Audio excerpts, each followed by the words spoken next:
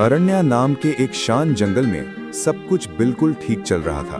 सूरज की पहली किरण जब पेड़ों पर पड़ती तो पूरा जंगल सोना जैसे चमक उठता। लेकिन इस जंगल में एक शेर रहता था जो अपने बल और घमंड पर इतना नाज करता था कि दूसरे जानवरों की परवाह ही नहीं करता। जब भी वो जंगल की राहों पर निकलता, छोटे जानवर डरा सहमा कर इधर उधर छुपे हुए मिलते। उनकी आंखों में डर और घबराहट साफ दिखाई देती। शेर को लगता था कि पूरा जंगल उसका है। उसकी सोच बिल्कुल स्पष्ट थी, यहाँ सिर्फ मेरी ही चलती है। बेचारे जानवरों के मन में एक ही प्रश्न उठता, ये कब तक चलेगा? क्या हमेशा हमें डर के साथ जीना पड़ेगा? तब एक बुढ़ा सियार चुपचाप ये सब देख रहा था। उसकी आंखों में समझ और गहरी सोच की चमक थी। एक दिन शेर ने एक छोटे से खरगोश को पकड़ लिया। खरगोश की आंखों में डर था, लेकिन शेर की आंखों में सिर्फ जीत का घमंड।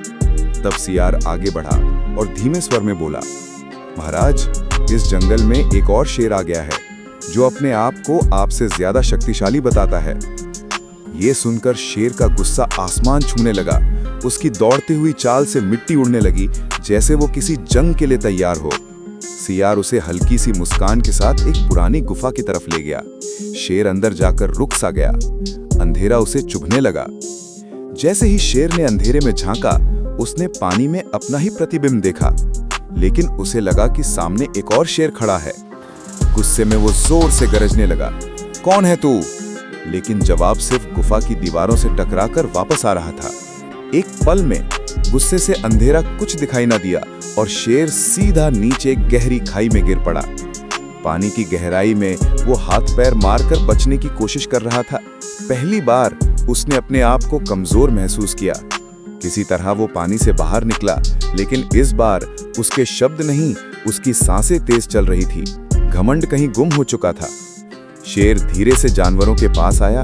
उसने अपना सर झुकाया और नर्म स्वर में कहा, मुझे माफ कर दो, मैं गलत था।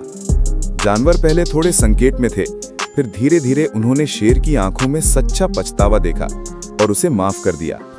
उस दिन के बाद शेर बदल गया। पहले जहां डर था, अब वहां प्रेम और सहारा था। अरण्य के हर कोने में शांति वापस आ गई। अगर कहानी पसंद आई तो वीडियो को लाइक करें और ऐसी ही मनोरंजक कहानियों के लिए चैनल को सब्सक्राइब करें।